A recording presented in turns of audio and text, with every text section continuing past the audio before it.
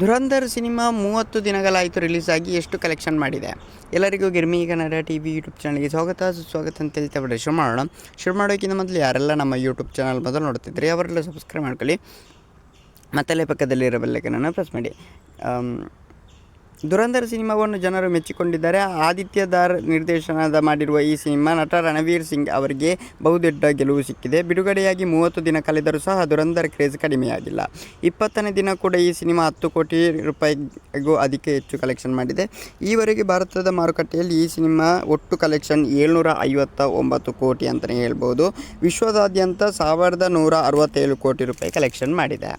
ಇನ್ನು ಕೆಲವೇ ದಿನಗಳಲ್ಲಿ ಧುರಂಧರ್ ಸಿನಿಮಾ ಕಲೆಕ್ಷನ್ ಭಾರತದಲ್ಲಿ 800 ಕೋಟಿ ರೂಪಾಯಿ ಮೀರಲಿದೆ. ವಿಶ್ವದಾದ್ಯಂತ 1200 ಕೋಟಿ ಆಗಲಿದೆ ಅಂತಲೇ ಹೇಳ್ಬೋದು.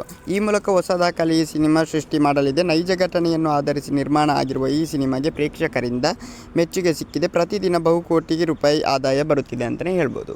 ಓಕೆ ಗೈಸ್, ಮುಂದೆ ಸಿಗೋಣ. ಅಲ್ಲಿವರೆಗೆ ಲೈಕ್, ಶೇರ್, ಸಬ್ಸ್ಕ್ರೈಬ್ ಅಂತ ಹೇಳ್ತಾ ಲವ್ ಯು ಸೋ ಮಚ್.